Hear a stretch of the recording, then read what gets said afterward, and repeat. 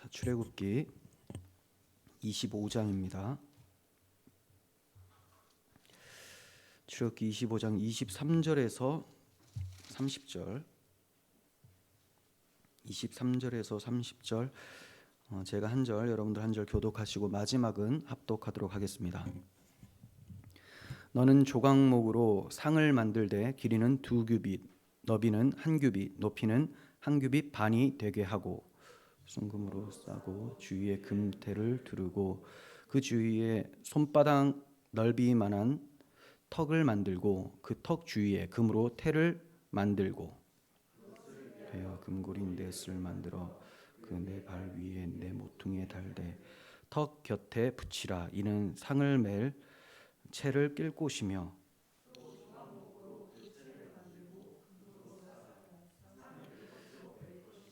너는 대접과 숟가락과 병과 붓는 잔을 만들되 순금으로 만들며 상 위에 진설병을 두어 항상 내 앞에 있게 할지라. 아멘. 네, 오늘은 하나님의 구원 계획 46번째 시간입니다. 제목은 진설병이에요. 진설병. 지난 시간에 우리는 지성소 안에 있는 기물에 대해서 배웠습니다. 딱 하나가 있었어요. 증거궤, 다른 말로 언약궤, 법궤죠. 그리고 굳이 분리를 시키자면 법궤 뚜껑이 있었는데 그 뚜껑을 속죄소라고 했습니다. 그러니까 언약궤와 언약궤 뚜껑의 역할이 무엇이냐? 우리가 하나님의 거룩함 앞에서 죽어 마땅한 죄인이지만 그 언약궤 뚜껑 위에 속죄소에 흠없는 제물의 피가 뿌려짐으로 우리가 용서받아서 하나님이 속죄소를 발판 보좌 삼아서 앉아주시고 우리와 만나주시는 교제가 이루어지게 된다. 이 점에 대해서 배웠습니다. 그래서 이 언약궤는 가장 중요하다. 언약궤는 성소의 축소판이다 라고 말씀을 드렸습니다. 이렇게 지성소 안에 있는 성소 기물 언약궤에 대해서 살펴보았고, 오늘은 지성소 밖에 성소예요. 여기도 거룩한 장소이긴 하지만 지극히 거룩한 장소보다는 조금 더 못하다라고 해야 되나, 덜하다, 그게 그거죠. 네, 성소 안에 기물에 대해서 배울 텐데요. 성소에는 기물이 3가지가 있습니다. 그림 한번 보시면, 네, 정면에 보이는 천사의 모양이 되어 있는 것이 커튼이죠. 이걸 휘장이라고 해요. 성소 휘장. 저 휘장을 젖히고 들어가면 우리가 지난 시간에 살펴보았던 지성소가 나오는 거예요. 그런데 지금 휘장이 닫혀져 있죠. 그러면 휘장 앞에 뭐가 있습니까? 정면에 분향단이라고 있어요. 향단, 분향단이라고 하는데 여기서 향을 피워서 하나님 앞에 올려드립니다. 자, 그리고 왼쪽 편에 보면 7 촛대가 있습니다. 네, 금촛대예요. 금촛대, 등불, 등잔대라고도 부릅니다. 이걸로 이 방을 비춥니다. 그리고 맞은편에 상이 하나 있죠. 상. 이걸 떡상, 진설병상이라고 하는 거예요. 조금 측면에서 한번 볼까요? 옆에 그림. 자, 휘장이 열려져 있죠. 언약궤가 보여요. 그 앞에는 분향단이 있어요. 여기서 향을 피우면 지성소까지 연기가 쫙 퍼져나가는 거예요. 네. 성소 전체가 이 연기로 가득 차게 됩니다. 그리고 위쪽에 보면 촛대가 있죠. 또 맞은편에 떡상이 있는데 그 위에 떡이 크게 2 덩어리처럼 보이는 것이 있어요. 2 덩어리가 아니라 6개씩 총 12덩어리예요. 자, 우리는 이 성소 기물들 중에 하나만 살펴볼 겁니다. 본문이 하나만 얘기를 하고 있기 때문에 떡상에 대해서 볼 겁니다. 진설병상 또는 진설병. 진설병은 떡이고요. 상은 그걸 올려놓는 상이죠. 네. 본문을 원문으로 보게 되면 시작을 할 때 또한이라는 단어가 있어요. 우리 개역개정에는 없는데 또한으로 시작을 합니다. 그러니까 앞에서 살펴보았었던 언약궤와 떡상이 뭔가 연관성이 있다는 것을 보게 되죠. 언약궤는 죄인이 하나님과 교제할 수 있게 되는 은혜의 기물이었다라는 것을 우리는 살펴보았어요.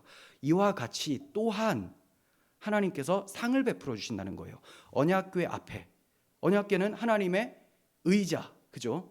하나님이 앉으셨어요. 그리고 상을 차려 놓았습니다. 뭐 하려고?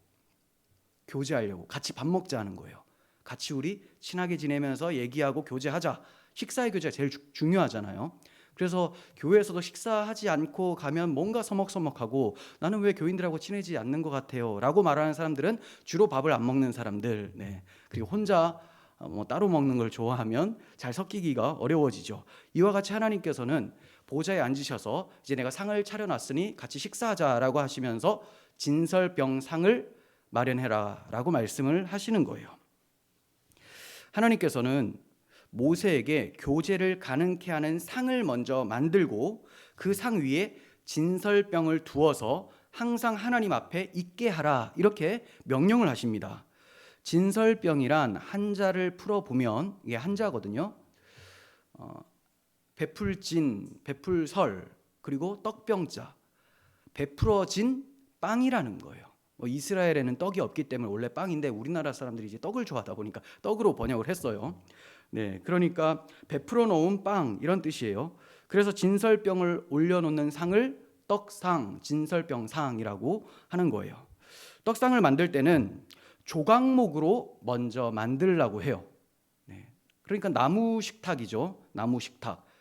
그리고 거기에다가 순금으로 싸라는 거예요. 그럼 조각목은 어떤 의미가 있느냐? 지난번에 말씀을 드렸는데 그리스도의 인성을 강조하는 표현이에요. 인성. 나무는 부러지기 쉽죠. 그런 연약함을 나타냄과 동시에 조각목 자체가 썩지 않는 나무로 또 유명합니다. 그래서 예수님의 변하지 않는 인성 그리고 또 연약함 이것을 나타내고 또 예수님의 신성을 나타내는 것이 바로 순금입니다. 순금으로 싸라. 그러니까 상도 지금 예수님을 상징하고 있다고 제가 설명을 하고 있는 것이죠. 자, 그리고 이 상에다가 금태를 두르라라고 해요. 한번 그림을 볼까요? 그림을 보면서 설명해 드리겠습니다. 금태를 두르라. 상에 이렇게 위에 태가 둘러져 있습니다. 왜 그러냐면 이 빵이나 그리고 숟가락 그리고 대접 이런 것들이 흘러내리지 않도록 하기 위해서 딱 막아주는 거예요. 자, 이렇게 태를 두르고 금고리 넷을 만듭니다. 보이죠? 상 다리 밑에 4개씩, 4개씩이 아니죠. 4개가 있어요. 그리고 채로 꿰어서 메고 다니게 하라. 평상시는 메고 다니질 않죠. 성소 좁은데 뭘 메고 다닙니까? 이동할 때 그때 메고 다닐 수 있도록 하기 위해서 채를 깰 고리를 만들라 이렇게 한 거예요. 그러니까 언약궤도 메고 다니는 거고 진설병 상도 메고 다니는 거고 나머지는 그냥 싸서 이제 들고 다니는 거거든요. 이 2가지만 메고 다니는 겁니다. 떡상의 규격을 말씀을 드리면 길이가 100cm, 길이가 그리고 폭이 50cm, 딱 절반이에요. 그러니까 완전 직사각형이죠. 그리고 높이 상 다리 부분이 75cm, 이 정도의 크기입니다. 29절을 보시면 대접과 숟가락과 병과 붓는 잔을 만들되 순금으로 만들라 이렇게 말씀하세요. 그러니까 떡도 있고 상 위에 떡이 있고 대접, 숟가락, 병, 붓는 잔이 있다 보니 이 모습이 완전히 밥상이라는 거죠. 지금 식사가 차려져 있는 그런 모습인 거예요. 자, 다음 한번 사진 볼까요? 다 그림이 그려져 있죠. 이게 실사판인데 빵뿐만이 아니라 대접도 있고 잔도 있고 그렇습니다. 그런데 이상하지 않습니까? 성소는 제사장들이 들어가서 섬기는 곳이잖아요. 섬기는 곳인데 밥상이 있어요. 밥상. 야, 이거 희한해요. 그리고 밥상이 있다는 것은 좀 먹으라는 것, 교제를 나누자라는 건데, 근데 성소 자체는 제사장들이 계속 섬기는 곳이라는 거죠. 이게 충돌되는 것이 아닌가 이런 생각이 됩니다. 하지만 이것은 사람들이 하나님을 섬기는 것에 대한 오해가 있기 때문에 그래요. 하나님을 섬긴다 하면 번뜩 생각나는 것이 뭔가 열심히 일을 하는 것을 생각하는 거죠. 땀 흘려서 열심히 일하고 땀 흘리는 거 그것도 틀린 건 아니에요. 할 일이 있으면 그렇게 하는 것도 섬김, 봉사가 맞습니다. 하지만 여기서는 본질을 얘기하기 위해서 이 식탁이 베풀어져 있는 겁니다. 그 본질이 뭐냐? 하나님의 섬김의 본질은 단순한 노동을 말하는 것이 아니라 하나님의 식탁에 초대되어서 하나님께서 베풀어 주신 음식들을 감사하게 맛있게 먹는 것, 이게 하나님을 섬기는 거예요. 어머니께서 베풀어 주신 식사를 맛있게 잘 먹고 감사히 잘 먹었습니다. 엄마 최고예요. 요리 솜씨 최고예요. 막 이러면 엄마를 섬기게 되는 거죠. 그런데 그게 아니라 내가 다 할게요. 내가 다 할게요 하면서 그 싱크대 뭐 요리하는 데 가서 물 다 흘려버리고 뭐 파 다 떨어뜨리고 골치 아프잖아요. 이런 게 섬김이 아니라는 거예요. 물론 그것도 성숙하면 섬기게 되죠. 그런데 지금 본질적인 문제는 뭐냐? 하나님이 사랑으로 베풀어 주신 것을 마음껏 먹고 기쁘게 먹고 감사해라. 이것이 바로 하나님을 섬기는 것이다 라는 거예요. 이것을 가르쳐 주시기 위해서 떡상이 놓여 있는 거고요. 그 상 위에 빵이 베풀어진 거죠. 이게 진설병이에요. 진설병은 히브리어로 레헴 파님이에요. 레헴은 많이 들어보신 것 같아요. 베들레헴이라고 하죠. 베들레헴. 베이트가 집이거든요. 레헴은 떡이에요. 그러니까 떡집이 바로 베들레헴이에요. 빵이 있는 곳. 근데 여기서 이제 레헴 빵을 얘기를 했죠. 그리고 파님은 중요하다기보다는 자주 나오는 단어니까 한번 기억해 두셔도 됩니다. 얼굴이에요. 얼굴. 그러니까 얼굴 앞에 있는 빵 이런 뜻이에요. 하나님께 바쳐진 빵이라는 거예요. 하나님 얼굴 앞에 드리는 빵. 하나님 얼굴 앞에 놓여진 빵. 그런데 이 떡을 항상 하나님 앞에 있도록 하라라는 명령을 하시는 거 보면 하나님께서 이 떡을 참 좋아하시는 것 같습니다. 그러니까 하나님께서 기쁘게 받으시는 빵, 그리고 하나님께서 자기 백성들과 교제하기 위해서 기쁘게 주시는 빵, 이렇게 해석을 할 수가 있겠죠.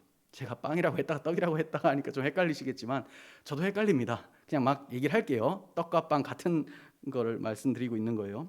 자, 그러면 하나님이 기쁘게 받으시는 빵, 늘 하나님 앞에 두고 싶은 빵, 그리고 하나님 백성에게 교제하시기 위해서 주시는 빵, 이 빵이 뭘까요? 바로 하나님께서 우리에게 생명의 양식으로 주신 예수 그리스도. 그리고 항상 하나님 앞에 우리가 무엇을 드릴 때는 예수 그리스도를 통하여서 드리게 되죠. 하나님이 받으실 만한 빵도 예수님. 그래서 이 진설병은 예수 그리스도를 상징하고 있는 그런 기물인 거예요. 그리고 떡상은 히브리어로 슐한이라는 단어예요. 그냥 상, 탁자, 식탁 이런 뜻인데요. 이게 시리아어 샬하에서 변형된 거예요. 슐한이 샬하에서 변형된데 뭐 이걸 외울 필요는 없는데, 그러면 시리아어 샬하가 무슨 뜻이냐? 짐승으로부터 벗겨낸 가죽이라는 뜻이에요. 그러니까 식탁이 짐승으로부터 벗겨낸 가죽이라는 단어에서 변형된 단어라는 거죠. 그러니까 예사로운 식탁 같지가 않아요. 일반적으로 사용할 때는 그냥 식탁, 상이라고는 하는데 여기 성소 안에 있는 진설병 상이라고 할 때는 이게 제사용 상을 의미합니다. 이미 짐승이 가죽이 벗겨져서 죽었잖아요. 제사용 상을 의미해요. 그러면 제사용 상이라면 이것은 그리스도라는 거룩한 떡을 하나님 앞에 진설하는 도구가 됩니다. 다시 말씀드릴게요. 그리스도라고 하는 진설병을 하나님 앞에 드리는 상, 이게 도구가 된다는 거예요. 그러면 하나님이 그리스도를 어떻게 받으실까요? 예수님이 아버지여 내 영혼을 당신께 부탁합니다 하고 하나님이 그를 살리시고 받으시죠. 승천케 하시죠. 부활 승천. 십자가라는 거예요. 짐승의 가죽이 벗겨진 그 상 위에 그리스도께서 올려집니다. 근데 그 상 또한 예수 그리스도의 십자가, 그리고 거기에 예수 생명의 양식이신 그리스도께서 올라가서 하나님 앞에 늘 진설되어 있는 거죠. 그분이 늘 하나님 앞에 진설병으로 계시기 때문에 우리가 그분을 먹으면서 하나님과 대화를 하고 교제할 수가 있게 되는 거예요. 그러니까 빵과 빵 식탁, 빵 식탁은 다 예수 그리스도와 그분의 사역, 십자가를 의미하고 있다. 이거를 확인을 했습니다. 그리고 이 떡은 하나로 통일해야 되는데 잘 안 되네요. 자, 이 빵은 예수 그리스도라고 말씀을 드렸어요. 자, 그런데 이 빵이 매주 교회 강단에서 선포되어서 성도들의 생명 양식이 되고 있죠. 바로 복음입니다. 그러니까 빵만 전해지는 게 아니라 이 식탁과 함께 빵이 같이 오는 거예요. 예수 그리스도의 십자가의 대속을 통하여 그걸 믿으면 그리스도와 연합이 되죠. 그리스도와 연합된 사람들이 이제 하나님 아버지 앞으로 나아갑니다. 그러므로 우리가 이 진설병을 제사장처럼 이렇게 먹으려면 교회에 와서 계속 십자가 복음 예수 그리스도를 듣고 그분을 믿어서 계속 하나님 앞에 나아가야 되는 것이죠. 거룩하신 떡이 예수님 자신이라는 증거를 예수님께서 하셨어요. 마태복음 26장 26절 봅니다. 그들이 먹을 때 예수께서 떡을 가지사 축복하시고 떼어 제자들에게 주시며 이르시되 받아서 먹으라. 이것은 내 몸이라. 네, 떡을 주시는데 이거 내 몸이다. 이렇게 말씀하시는 거예요. 요한복음 6장 47절 진실로 진실로 너희에게 이르노니 믿는 자는 영생을 가졌나니 내가 곧 생명의 떡이니라. 믿는 자는 영생을 가졌다. 그리고 내가 생명의 떡이다 라고 했으니 생명의 떡이신 예수님을 먹는 것은 믿는 거죠. 믿으면 생명의 떡이 우리 가운데 오니 우리가 영생을 얻습니다. 영생을. 자, 그리고 계속 49절 너희 조상들은 광야에서 만나를 먹었어도 죽었거니와 이는 하늘에서 내려온 떡이니 사람으로 하여금 먹고 죽지 아니하게 하는 것이니라.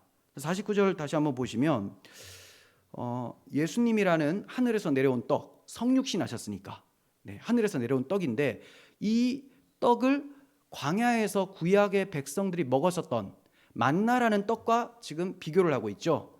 그러니까 우리가 만나를 살펴볼 때도 제가 예수 그리스도가 우리의 생명 양식임을 보여주는 장치였다라고 말씀을 드렸어요. 그렇죠? 그런데 그것은 예표일 뿐, 그림자일 뿐 실체는 아니잖아요. 그래서 만나를 먹었었던 사람들이 계속 사는 게 아니라 다 죽었습니다.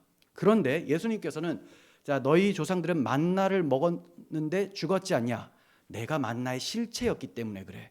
그러니 나를 먹으면 너희는 산다. 이 말씀을 하고 계시는 거예요.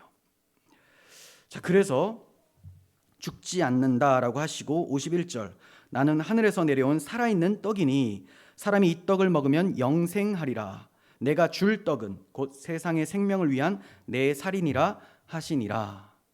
이걸 듣고 그 주변에 있던 사람들이 뭘 자기를 뜯어먹으라고 하냐 하면서 다 도망가 버리고 피해버리잖아요. 못 알아듣습니다. 근데 우리는 이제 알아들어요. 예수님이 어떻게 먹는 것이냐. 예수님의 십자가 대속을 믿으면 영생하는 거죠. 그래서 믿는 자는 영생을 가졌나니 라고 말씀했던 것입니다. 그러므로 그리스도께서는 하나님께서 베푸신 양식이며 섬길 자들이 먹어야 될 생명의 양식인 거예요. 즉 하나님을 섬기며 지성소로 나아가는 사람들은 반드시 그리스도를 먹고 그분과 한 몸을 이루어서 하나님 앞으로 나아가야 됩니다. 예수님이 항상 하나님 앞에 베풀어져 있잖아요. 이와 같이 우리가 그분을 먹을 때에 우리가 항상 하나님 앞에 존재할 수가 있게 되는 거예요. 그리스도와 연합되지 않으면 절대로 하나님을 뵐 수가 없습니다. 그러므로 진설병은 그리스도를 의미함과 동시에 그분을 믿어서 그분과 연합된 우리 성도들도 진설병이 되어지는 거예요. 이해가 되시죠?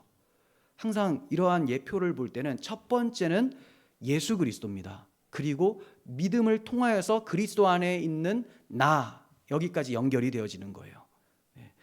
첫 번째는 그리스도 그리고 그분과 연합된 우리들이 진설병이 된다. 이 점이 진설병을 올려놓는 방식을 통해서도 잘 나타납니다. 진설병 어떻게 올려놓느냐? 레위기 24장 5절에서 9절 너는 고운 가루를 가져다가 떡 12개를 굽되 그러니까 이 빵을 만들 때는 고운 가루로 만들어라. 이거 기억해 두시고요.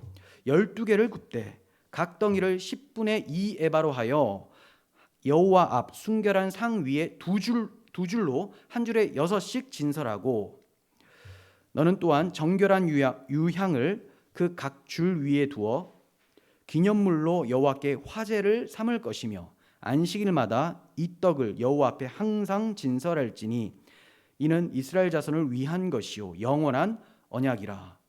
떡을 진설하는 것은 이스라엘 백성들을 위한 것이다라고 하죠. 하나님 백성을 위해서 하나님이 베풀어 주시는 떡이에요. 우리가 하나님 앞에 차려놓는 떡도 되지만 하나님이 먼저 베풀어 주셨기 때문에 우리가 그 떡을 받아서 먹고 우리가 진설병이 되어 하나님 앞에 올려지는 겁니다. 자, 이것은 영원한 언약이라고 해요. 예수 그리스도라는 생명의 떡은 영원한 언약이에요. 이 예수 그리스도를 믿으면 영원히 하나님 앞에 설 수 있다는 것을 보여주고 있습니다. 이 떡은 아론과 그의 자손에게 돌리고 제사장들이죠. 제사장들. 우리가 왕 같은 제사장들이 되죠. 그들은 그것을 거룩한 곳에서 먹을지라. 여기서 거룩한 곳은 회막 뜰을 얘기해요.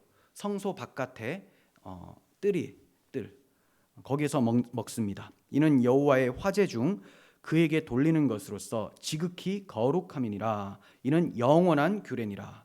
영원한 규례. 항상 이런 표현이 자주 나와요. 영원한 규례라고 하면 다 그냥 복음이에요. 그거 외에는 영원한 게 없습니다. 하나님은 우리에게 영원한 기쁜 소식을 주신 거예요. 영원한 약속. 상 위에 떡을 12개를 놓으라고 해요. 12개. 왜 12개냐?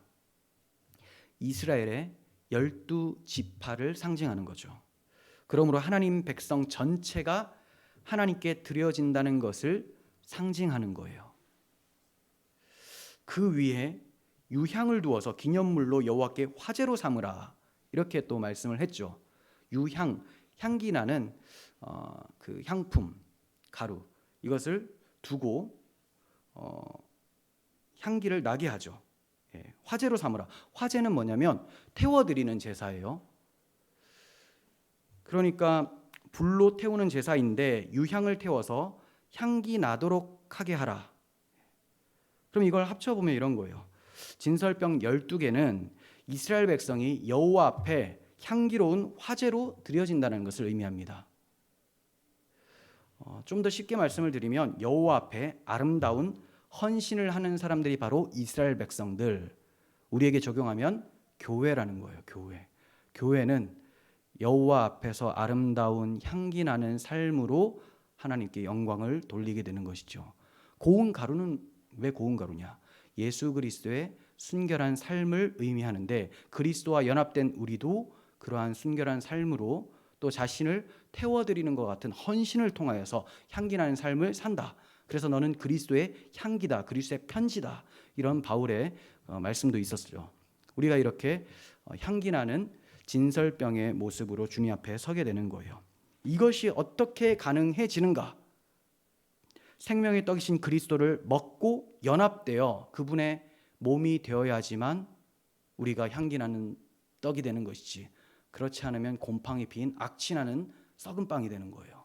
그래서 항상 그리스도가 내 안에, 내가 그리스도 안에 있을 때 우리가 하나님 앞에 설 수가 있게 됩니다. 이러한 것을 잊지 말라고 주신 것이, 은혜의 방편으로 주신 것이 성찬식이죠. 그래서 고린도전서 10장 16절 보시면 우리가 축복하는 바, 축복의 자는 그리스도의 피에 참여함이 아니며 우리가 떼는 떡은 그리스도의 몸에 참여함이 아니냐. 떡이 하나요 많은 우리가 한 몸이니 이는 우리가 다 한 떡에 참여함이라. 예수님만이 진짜 떡인데 그 예수 그리스도라는 생명의 떡을 믿으면 이제 성찬식에 참여하게 되는데, 이 떡을 먹는 사람들은 너뿐만이 아니라 모든 먹는 사람들은 다 한 몸이다, 그리스도의 몸이다, 이런 사람들을 가리켜서 교회다라고 해요. 예수님이 생명의 떡인데 이것을 먹어서 연합되었으니 교회는 생명의 떡이 되었죠. 근데 생명을 주는 떡이라기보다는 생명을 얻은 떡이 되어지는 거죠. 자, 그렇다면 그리스도를 먹고 연합한다라는 말이 무슨 뜻이냐? 앞서 말씀을 드렸지만 먹는다라는 것은 믿는 것, 그죠? 믿으면 그리스도와 연합이 되죠. 빵을 먹으면 이것이 내 살이 되죠. 그래서 예수님을 믿으면 그분과 연합된다라는 것과 똑같은 의미를 가지고 있습니다. 그렇게 이제 그리스도와 연합되면 우리가 그리스도의 생명으로만 살아가는 자가 돼요. 그리스도의 생명으로만. 그러므로 하나님께서는 그리스도의 생명으로만 살아가는 그 떡들을 이제 받으시는 거예요. 12개 이스라엘 백성들, 교회들, 이거를 하나님이 받으십니다. 하나님은 당신의 아들 그리스도만 받으시는데 그리스도 안에 교회들이 들어가 있기 때문에 우리도 함께 받으신다. 이것이 성립이 되어지는 거죠. 하나님 앞에 드려지는 떡은 고운 가루로 만들어야 된다. 그리고 누룩이 없어야 된다라고 합니다. 완전히 부서져야 된다는 거고요. 발효될 누룩을 넣어서는 안 된다. 누룩은 죄를 상징하거든요.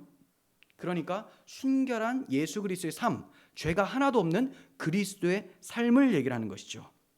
즉 죄 없으신 하나님의 아들만 하나님께서는 받으세요.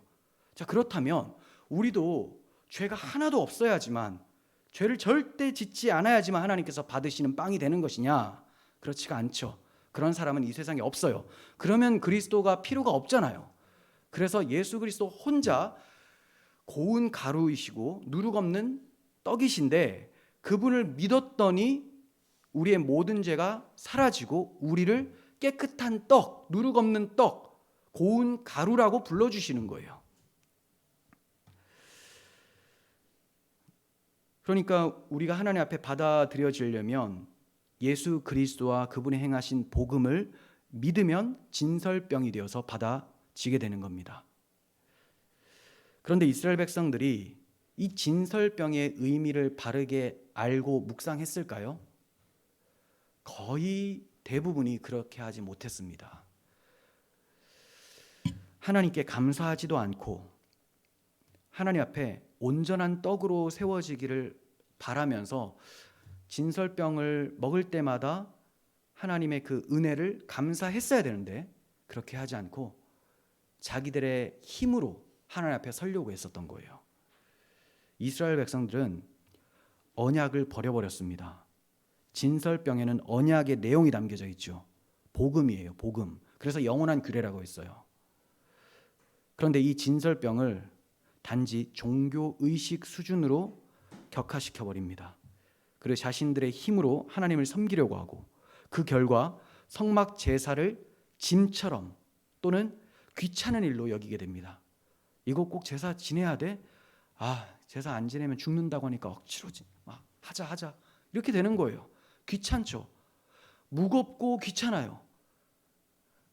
매일마다 등불을 켜야 되고 등불을 관리를 해야 되고 그리고 일주일마다 떡을 계속 올려야 되고 계속 제사를 해야 되고 얼마나 어렵습니까? 그러니까 무거운데 기뻐서 하는 게 아니니까 귀찮고 지치죠. 이게 문제의 본질이에요. 저들이 왜 하나님 앞에 타락해서 징계를 받게 되느냐? 언약을 믿지 않아서입니다. 언약을 믿지 않아서. 진설병을 두고도 진설병의 의미를 모르고 저 빵 상하면 안 되지. 귀찮아 죽겠네. 일단 깨끗한 떡 올려내야지. 계속 이런 식인 거예요. 왜 하는지를 몰라요. 왜?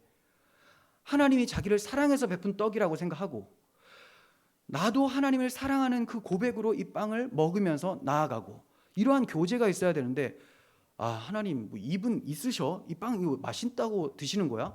누룩도 없는 빵, 맛도 없는 거. 이런 식으로 하면 이게 바로 율법주의예요. 이게 행위주의예요. 의미를 하나도 모르고 그냥 행하는 거 하라고 하니까 이걸 율법 조문이라고 합니다. 율법 조문, 조항.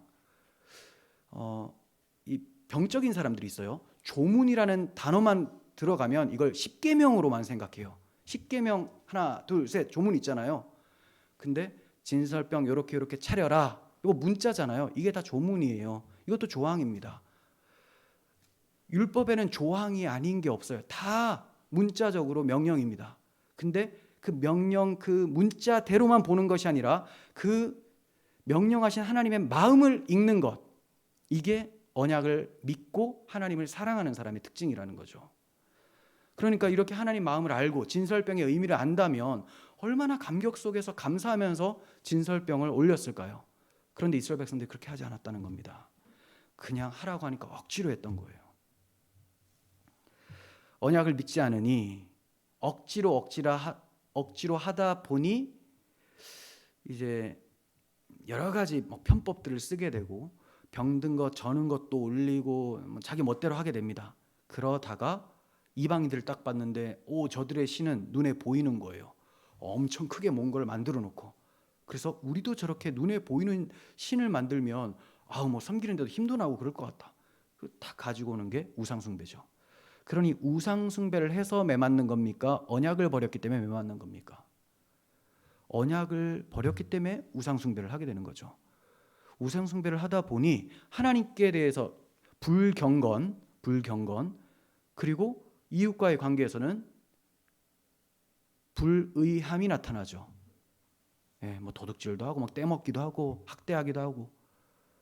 그러니 불경건과 불의함 때문에 심판받는 게 아니라 불경건과 불의함이 나타나도록 하나님을 사랑하지 않은 죄, 하나님께서 사랑을 베풀어 주신 언약, 율법을 통해서 하나님의 사랑을 알아야 되는데 그 언약을 내동댕이 쳐버린 결과가 불경건과 불의함이라는 거예요. 문제의 본질을 알지 못하면 절대로 회복이 안 됩니다. 왜 회복이 안 될까요? 문제의 본질을 불경건, 우상숭배해서 그렇다. 그럼 제사 안 지내고 예배 꼬박꼬박 나오는 행동을 해요. 그리고 불의해서 하나님께 회초리를 맞은 것이다. 그러니 이제 정직하게 사는 거예요. 정직하게. 나쁜 짓 안 하고. 그러면 이게 회복이 된 걸까요? 마음에는 여전히 하나님이 즐겁지가 않은데, 그냥 회초리 맞기 싫어서 이런 행동을 한 것인데, 그러니 겉으로는 율법 조문을 지키는 것처럼 보이지만 그 안에는 완전히 썩어 있죠. 이런 사람들을 예수님께서 외식하는 자들이다라고 했어요. 너희는 평토장한 무덤, 회칠한 무덤이다. 무덤 안에는 썩었는데 시멘트를 발라놓으니 깨끗하게 보인다는 거죠. 근데 우리가 무엇을 할 때 내가 왜 하는지 그 동기를 제대로 살펴보지 않으면 이게 다 외식하는 자, 바리새인의 모습이 나타난다는 거죠. 한국 교회가 다가 아니라 많이 이렇게 전락했어요. 많이. 거의 그런 것 같아요. 율법이 무엇인지를 모릅니다. 율법과 복음은 그냥 완전히 다른 걸로만 이해하는 사람들이 너무 많아요. 율법과 복음은 그림자와 실체예요. 그림자와 실체. 그런데 이것을 못 보면 완전히 다른 걸로 보게 돼요. 완전히 다른 거. 율법은 지켜서 구원받으라고 한 것, 복음은 은혜로 구원받으라고 한 것. 못 보니까 이런 현상이 나타나요. 근데 구약의 참 성도들은 어떻게 구원받습니까? 율법을 통해서 하나님의 사랑을 알고 하나님의 언약을 굳게 믿으면서 이 제사제도, 이 십계명, 이걸 통해서 십계명처럼 거룩하신 분이 나를 위해 십자가에서 죽으신다라는 것을 바라보면서 그분을 기다리는 것, 제사상에 올려지는 것처럼 그분이 나를 위해 대신 죽으신다는 것, 기다리는 그 믿음으로 구원받아요. 우리가 믿는 믿음하고 똑같죠. 예수님을 통해서 구원받는 거예요. 그런데 이것을 보지 못하면 구약시대는 율법 지켰어야 됐다. 그런데 이제 은혜의 날 아니냐. 왜 은혜의 날일까요? 이렇게 사람들이 율법이라는 조문에 감추어져서 본질을 보지 못하고 있었는데 실체이신 분이 오셨고 죽으시고 부활하셔서 성령을 보내주시니 이제 그 껍데기가 아니라 안의 것을 보게 되었다. 그래서 은혜의 날이죠. 본질을 알게 되니까. 여러분들이 모세의 얼굴을 덮고 있었던 수건이 벗겨진 자들이라는 거예요. 복음의 광채를 이제 보게 된 사람들이라는 거예요. 근데 바울이 무엇 때문에 탄식합니까? 모세의 수건이 벗겨진 지 오랜지인데 지금 너희들의 마음의 수건이 덮여 있다. 그러니 복음을 얘기해도 계속 할례를 받으라 이런 소리하고 율법 지켜야 된다 이런 소리하고 있다. 얼마나 답답해합니까? 제가 방종하면서 아주 멋대로 살라 이렇게 말씀드린 게 아니에요. 당연히 그건 아시겠지만 복음을 아는 사람은 그렇게 살 수가 없고 그걸 원하지도 않습니다. 어떻게 하면 주를 기쁘시게 할 것인가를 생각하게 되죠. 근데 아무리 생각해도 주를 기쁘시게 할 것은 주께서 베풀어 주신 상을 기쁘고 맛있게 먹는 것밖에 없다라는 것을 아는 사람이에요. 그래서 그리스도를 즐거워하는 사람이죠. 그래서 하나님을 영원롭게 하고 그분을 영원토록 즐거워하는 것이 인간의 제일 대 목적이죠. 내가 이것을 뭔가 하면 하나님이 감동받으신다, 이거 아니라 이렇게 내놓는 것은 다 거짓되다라는 것을 알고 오직 주님께서 나에게 베풀어 주신 그 생명의 빵 예수 그리스도를 마음껏 기뻐하며 먹는 그 사람의 삶은 그리스도를 닮은 삶이 나옵니다. 생명의 빵을 먹었으니 생명의 빵을 사는 삶처럼 나온다는 거예요. 고운 가루의 삶이. 이게 바로 성화의 비밀이에요. 이것이 아니면 율법주의가 되는 거예요. 아니면 방종으로 나아가거나. 많은 사람들이 잘못 진단하고 있어요. 율법을 지키지 않고 우상 숭배하며 고아와 과부 같은 약자를 억압해서 하나님께 징계를 받았다. 이제 그런 거 하지 말자. 이걸 답으로 봅니다. 그런 게 아니죠. 이런 것은 믿지 않은 결과일 뿐입니다. 우리 중에 누구든지 그리스도께서 행하신 일에 초점을 두지 않으면 자기 열심으로 하게 되고 자기 열심은 반드시 율법주의로 빠지게 되고 율법주의는 반드시 하나님 앞에 보상을 요구하게 돼요. 근데 하나님께서 내가 생각하는 보상을 안 주잖아요. 그러면 불평 원망을 하게 됩니다. 그러다가 지쳐서 떠나는 거예요. 그러니 그러한 신앙은 처음부터 거짓 믿음이었다는 게 들통이 나는 거죠. 믿었던 자가 지옥 가고 이런 게 아니라 처음부터 복음을 듣지 못하고 껍데기만 봐서 율법주의로 빠져버린 신앙이었다는 거죠. 자, 이렇게 이스라엘 백성들도 언약을 버림으로 타락했습니다. 이렇게 타락한 이스라엘 백성들을 가리켜서 호세아 선지자는 뒤집지 않은 전병이다 이렇게 얘기를 해요. 전병 알죠? 전병. 그런데 뒤집지를 않아요. 빵을 굽는데 뒤집지 않으면 어떻게 돼요? 밑에는 새까맣게 타고 위에는 밀가루가 아직 축축해요. 그냥 이렇게 된다는 거예요. 호세아 7장 8절 봅니다. 에브라임이 여러 민족 가운데서 혼합되니 그는 곧 뒤집지 않은 전병이로다. 에브라임은 북이스라엘을 얘기를 합니다. 다윗과 솔로몬 이후에 남유다 북이스라엘로 나눠지게 되죠. 이때 북이스라엘은 정통파가 아니에요. 다윗의 자손들이 아니라 배반한 사람들입니다. 하지만 이제 이스라엘 민족이긴 하죠. 저들이 돌아와야 되는데 돌아오지 못하고 아수르에 끌려가서 이제 패망하게 되죠. 자, 이런 북이스라엘에게 이제 이렇게 얘기하시는 거죠. 여러 민족 가운데 혼합된 자들이다. 너희들은 혼합되었다. 순전한 떡이 아니라 혼합되었다라는 것은 이방 종교와 이방의 사상들이 들어와서 섞여졌다라는 거예요. 우리에게 말하면 복음과 그 세속이 섞여버린 거죠. 조금이라도 섞이면 다른 복음이에요. 그냥 인문주의 이런 게 다 들어와서 자유주의 신학이 되어버린 걸 섞여버린 것이 말하는 거예요. 그렇게 되다 보니 뒤집지 않은 전병이 된 거예요. 전병은 얇게 구운 떡인데 뒤집지 않으니 밑에는 새까맣게 타고 위에는 허여멀건해가지고 그냥 밀가루 툭툭 떨어지게 되는 거죠. 그냥 먹을 수가 없어요. 그럼 이런 빵을 하나님께서 받으시겠느냐? 이거는 진설병 아니라는 거죠. 이건 먹을 수가 없다. 내놓지 마라. 그런데 이스라엘 백성들이 뒤집지 않은 전병처럼 되어버렸습니다. 뭔가 겉으로는 잘하는 것 같은데 안에는 썩어 있어요. 겉으로는 율법 잘 지키는 것 같고 제사 잘하는 것 같은데 안으로는 우상 숭배가 가득합니다. 교회 나와서 예배하고 지각도 안 하고 찬송도 엄청 크게 하는데 그 마음에는 음흉한 것이 들어가 있어요. 나를 위해서 다 예배하는 거죠. 이렇게 하면 하나님께서 나에게 복을 주시지 않으실까? 이렇게 하면 어떻게 하지 않으실까? 뭐뭐 하면 뭐가 오지 않을까? 이게 바로 이방 종교 사상이거든요. 기독교는 뭐뭐 해서 무엇을 받는 게 아니라 아무것도 할 수 없고 하면 더러움만 나타내는 자들이 하나님의 긍휼로 무언가를 얻었다. 그 무언가를 통해서 영생을 얻었다. 그러니 그 무언가를 가리켜서 우리는 복음이라고 부른다.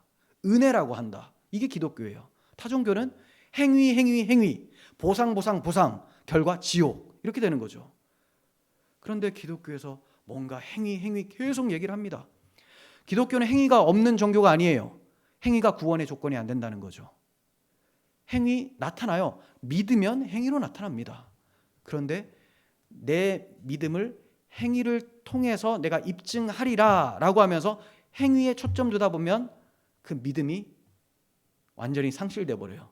믿음으로 행하는 것이 아니라 무거운 짐을 지고 막 하나님을 기쁘게 하려고 하는 행동이 되다 보니 이제 하나님 앞에 봉사하고 교회를 위해서 헌신하는 것이 무거워지고 즐거움이 없습니다. 그런데 이것을 알아주지 않으니, 이미 율법주의가 돼 있잖아요. 알아주지 않으니 서운함이 찾아와요. 그러니 이제 삐져서 안 나오고, 이게 계속 반복이 되는 거예요. 그러니 교회가 계속 분열이 일어나고 혼란스럽죠. 왜? 복음으로 시작해서 복음으로 마치지 않으니. 믿음, 오직 믿음입니다. 여러 민족 가운데 혼합되어 세속화가 극에 달한 이스라엘이었지만 여호와께로 돌아가지도 않았고 기도하지도 않았습니다.